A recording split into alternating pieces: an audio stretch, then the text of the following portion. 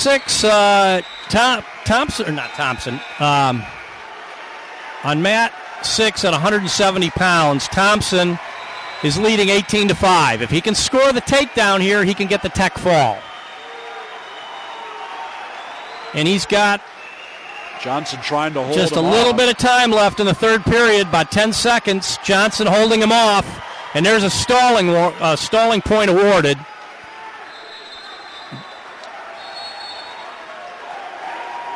And it looks like the major is all Johnson's going to give up. Yeah, it was close, and that was a point that, believe me, Barrington needs. He stays in the circle. He'll be fine. Another Illinois kid in the JUCO finals, Terrell Wilborn, Kids Club Sons of Thunder. Remember those guys? Yeah. And that's the major decision for Thompson, and that's going to put Barrington in front 8-5 going into the 182-pound match now.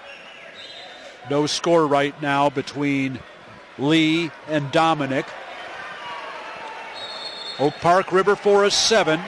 Carl Sandburg 3 as Lee drops down to the single, switches off to the double, and gets a takedown. Wow. I'm just looking at Glenn Bard without their head coach, and I'm just wondering how much that's affecting them. We'll deal with that at the end of the duel and see how it shakes out for them. Well, I see a lot of their coaching staff sitting in the second row of the stands over there.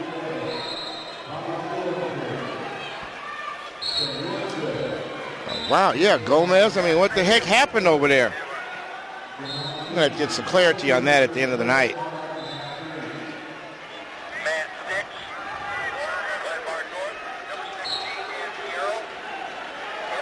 Well, if history is any indication, there's no reason to think they're not going to bounce back from what happened this afternoon. They surely have the horses. Okay, on mat 6 at 182 pounds, we have Sheely versus Fierro. 2-on-1 tilt for Lee. And very close to the stick there was Lee. 3 on the near fall. 5-0.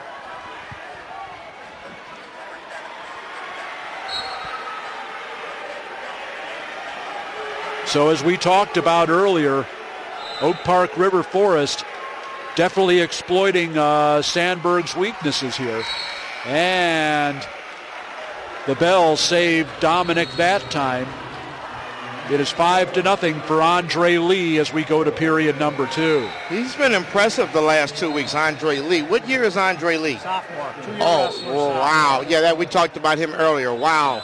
He's getting some tremendous experience. Yeah. Lee and Logan are a couple of those 2-year guys. Yep. How does Powell keep doing that? He keeps finding these sophomores and these freshmen that are impact wrestlers. Well, a lot of it comes, wrestling on a freshman team, and then also wrestling in the offseason, doing the freestyle, doing the Greco-Roman. And he does have one of the best freestyle and Greco-Roman, particular freestyle rooms in the state of Illinois, if not the best one. A lot of people from all over like to go there. They like what he's doing in the offseason. Maybe he'll be the national freestyle coach this year. We do need a new one, right?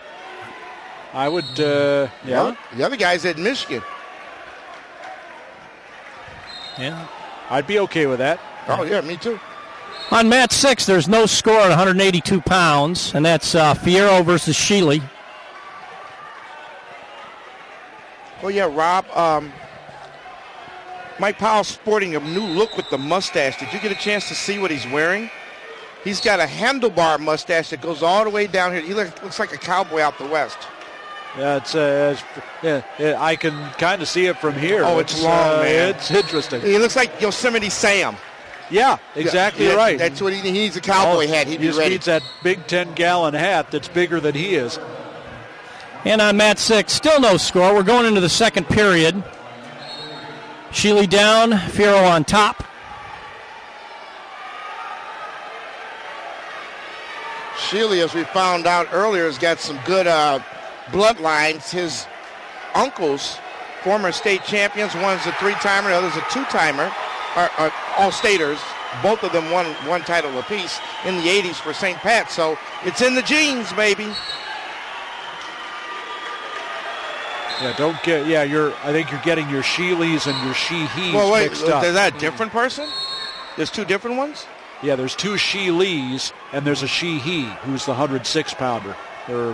That's the young man who is the nephew of the two state champions. I stand corrected. Yeah. Let me look at that. Show you there. I didn't realize there were two similar names. Yeah, that's right.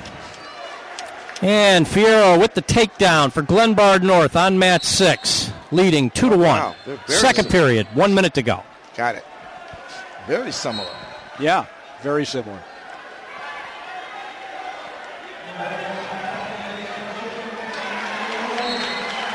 Of course, next year Matt will have a lineup spot all his own.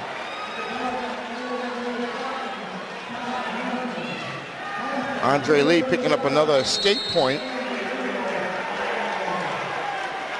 He leads 6-0. Oak Park River Forest leads 7-3 over Carl Sandburg in this battle of number 1 against number 2.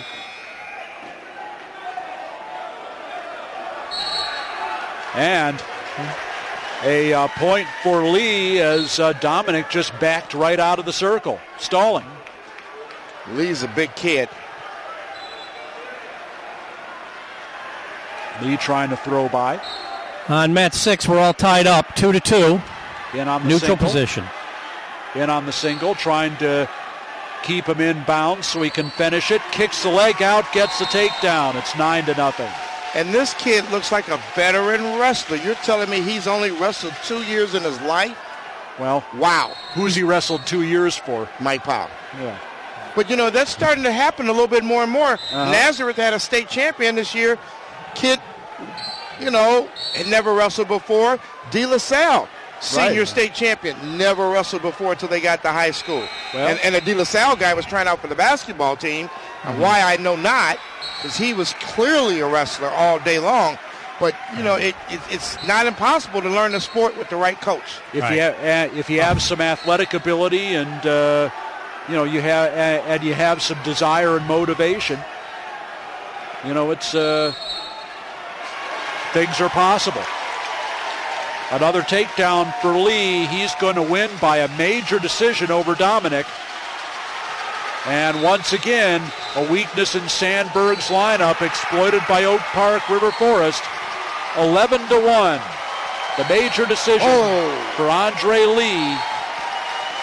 And the Huskies now lead 11-3. And over on mat 6, we are deadlocked, 2-2 at 182 pounds, and it's in the third period. And that's Fierro versus Sheely. Fierro, Glenbard North, Sheely, Barrington. And here comes the state champ over here on mat 5. Things just keep getting better and better for Oak Park.